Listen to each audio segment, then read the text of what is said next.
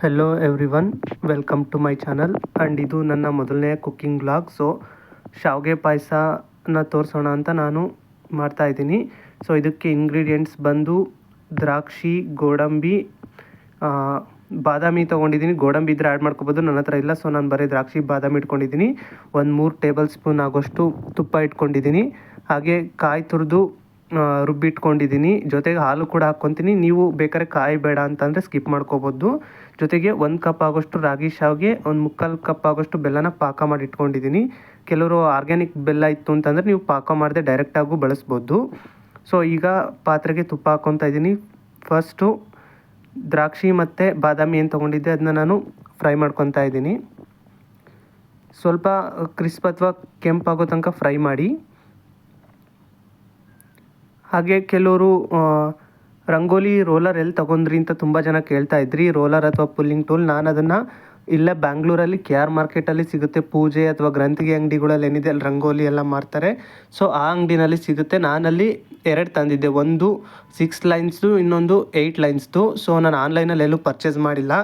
ಆನ್ಲೈನಲ್ಲಿ ಅಂತಂದರೆ 10 number of pieces ಇರುತ್ತೆ ಒಂದು ಸೆಟ್ಟಲ್ಲಿ, ಅದನ್ನೇ ಪರ್ಚೇಸ್ ಮಾಡಬೇಕಾಗುತ್ತೆ ನೀವು. ಸೊ ಅದಕ್ಕಿಂತ ಕಡಿಮೆ ಪರ್ಚೇಸ್ ಮಾಡೋಕ್ಕಾಗಲ್ಲ.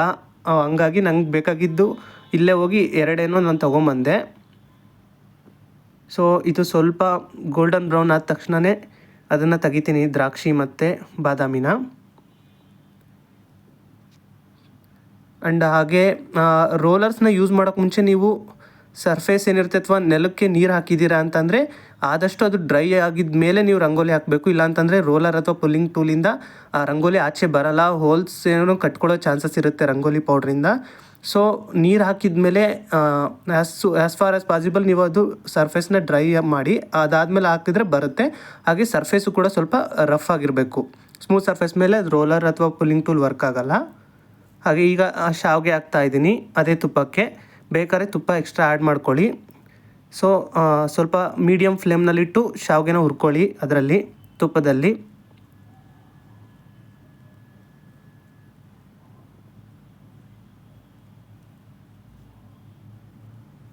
ಸ್ವಲ್ಪ ರೋಸ್ಟ್ ಮಾಡ್ಕೊಳ್ಳಿ.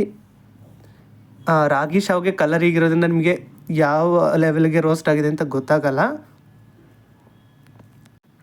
ಸೊ ಮೀಡಿಯಮ್ ಫ್ಲೇಮಲ್ಲಿ ಇಟ್ಕೊಂಡು ಸ್ವಲ್ಪ ನಿಧಾನಕ್ಕೆ ರೋಸ್ಟ್ ಮಾಡ್ಕೊಳ್ಳಿ ಅದನ್ನು.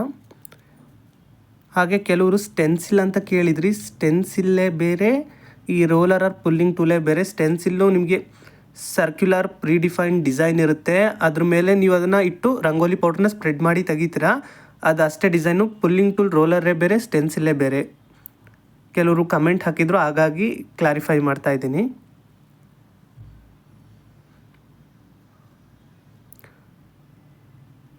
ಸೊ ಇನ್ನೊಂದು ಸ್ವಲ್ಪ ಎಕ್ಸ್ಟ್ರಾ ತುಪ್ಪ ಇತ್ತು, ಅದನ್ನು ಆ್ಯಡ್ ಮಾಡ್ಕೊತಾ ಇದ್ದೀನಿ.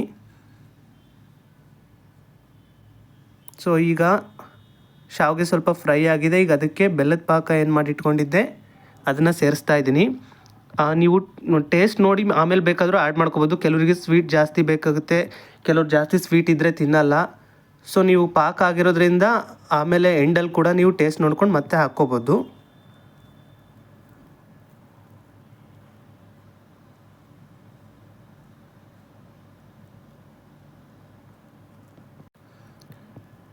ಹಾಗೆ ಕೆಲವರು ಡಬಲ್ ಸ್ಟ್ರೋಕ್ ರಂಗೋಲಿದು ಕೇಳ್ತಾ ಇದ್ರಿ, ಆ ಥರ ಬರಲ್ಲ ಅಂತ. ಅದು ನನಗೂ ಮುಂಚೆ ಬರ್ತಾಯಿಲ್ಲ, ನಾನು ಸಿಂಗಲ್ ಲೈನ್ ರಂಗೋಲಿನೇ ಹಾಕ್ತಾಯಿದ್ದಿದ್ದು. ನಾನು ಯೂಟ್ಯೂಬ್ನಲ್ಲಿ ನೋಡಿ ಕೆಲವು ಟ್ರಯಲ್ ಆ್ಯಂಡ್ ಎರರ್ ಮಾಡಿದೆ, ಅದಕ್ಕೂ ಸ್ವಲ್ಪ ಟೆಕ್ನಿಕ್ಸ್ ಇದೆ. ಸೊ ಈಗ ಹಾಲು ಹಾಕ್ತಾಯಿದ್ದೀನಿ ಸ್ವಲ್ಪ. ನೀವು ಹಾಲು ಎಷ್ಟಾದರೂ ಬೇಕಾದ್ರೂ ಹಾಕ್ಕೋಬೋದು, ಚೆನ್ನಾಗಿರುತ್ತೆ. ಇಷ್ಟೇ ಕ್ವಾಂಟಿಟಿ ಅಂತ ಏನಿಲ್ಲ.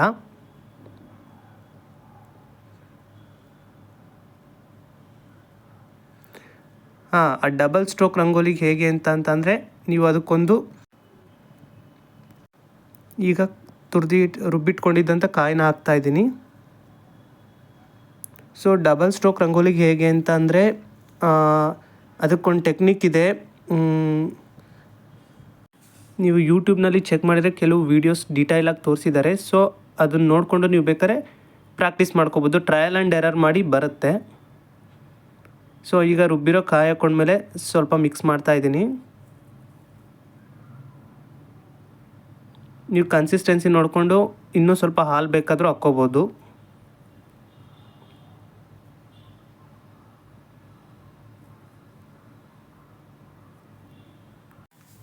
ಹಾಗೆ ಯೂಟ್ಯೂಬ್ನಲ್ಲಿ ಆ ವೀಡಿಯೋಸ್ನಲ್ಲಿ ನಿಮಗೆ ಡೀಟೇಲಾಗಿ ಹೇಳ್ತಾರೆ ಡಬಲ್ ಸ್ಟ್ರೋಕ್ ರಂಗೋಲಿ ಹಾಕೋಕ್ಕೆ ರಂಗೋಲಿನ ಹೇಗೆ ಇಟ್ಕೋಬೇಕು ಬೆರಳಲ್ಲಿ, ಹಾಗೆ ಯಾವ ಆ್ಯಂಗಲಲ್ಲಿ ಮೂವ್ ಮಾಡಬೇಕು ಅಥವಾ ಗ್ಲೈಡ್ ಆಗಬೇಕು ಆಗ ಕರೆಕ್ಟಾಗಿ ಬರುತ್ತೆ ಲೈನ್ಸ್ ಅಂತ ಕೆಲವು ವೀಡಿಯೋಸ್ ಇದೆ. ನೀವು ಸರ್ಚ್ ಮಾಡಿ ಬೇಕಾದ್ರೆ ಚೆಕ್ ಮಾಡಿ ನೋಡ್ಬೋದು ಯೂಟ್ಯೂಬಲ್ಲಿ.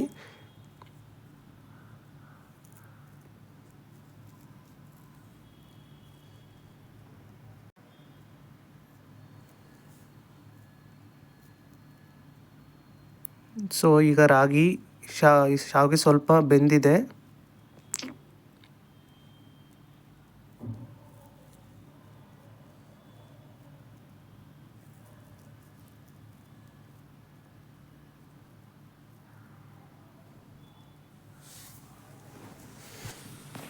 ಅದಕ್ಕೆ ದ್ರಾಕ್ಷಿ ಮತ್ತು ಬಾದಾಮಿ ಏನು ಹುರಿದಿಟ್ಕೊಂಡಿದ್ದೆ ಅದನ್ನು ಹಾಕ್ತಾಯಿದ್ದೀನಿ.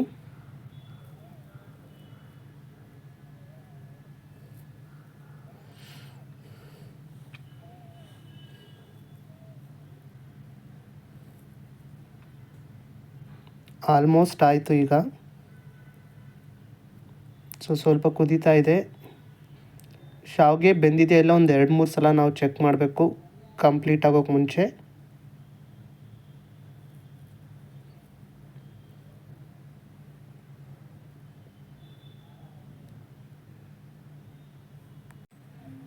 ಸೊ ಬೆಂದಿದೆ ಈಗ.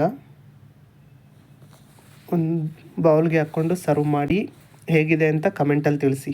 Thank you.